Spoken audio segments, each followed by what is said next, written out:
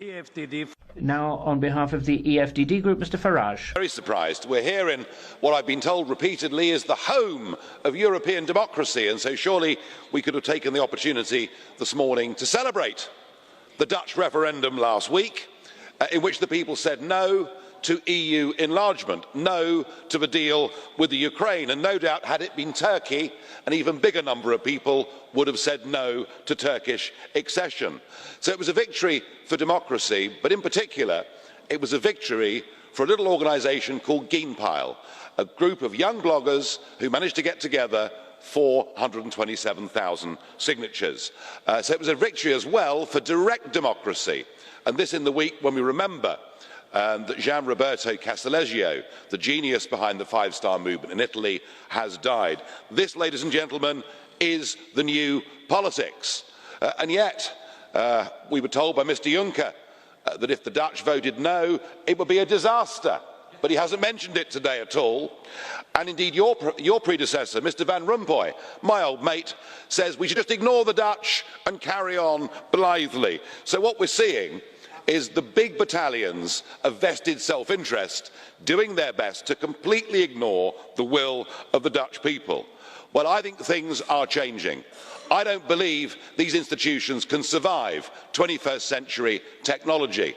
I think the will of the people is changing politics in a way that makes all of you in this room deeply fearful, and so you should be.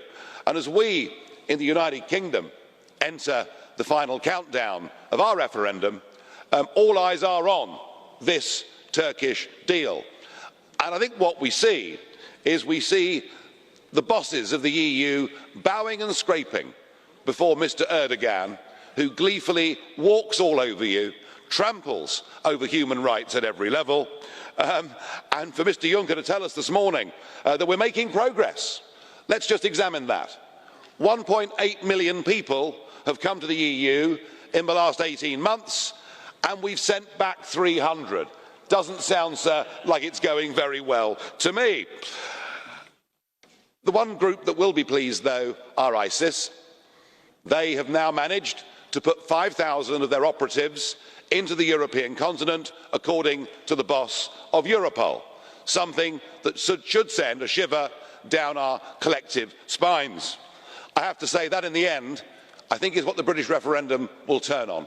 I think we will vote for Brexit, and the reason is we'll vote to put our own safety first. It is going to be, as it was in the Netherlands last week, a battle of people versus the politicians. You may have the big money and the big businesses and Goldman Sachs, but we've got our armies of bloggers, and in the end, the people's will is going to prevail.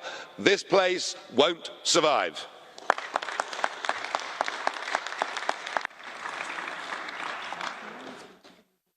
Herr Eriksson möchte Ihnen. Mr. Eriksson has a question for you. Go ahead. Thank you, Speaker. I have a question to Mr. Farage, who is sitting behind the British flag. Now, don't you think that quite embarrassing for many Brits that a speaker who's speaking behind the British flag is celebrating a referendum which the only winner is Mr. Putin, who now is celebrating that Europe is not united behind the cooperation with Ukraine? Bitte sehr, Herr Farage. Well, Go ahead, Mr. Farage. but I'm equally not very keen on going to war with Mr Putin. Strikes me as being a very silly idea. What did we do? We encouraged the overthrow of a corrupt but democratically elected leader in the Ukraine, and we, in effect, have poked the Russian bear with a stick, and we're surprised when he reacts. We shouldn't be.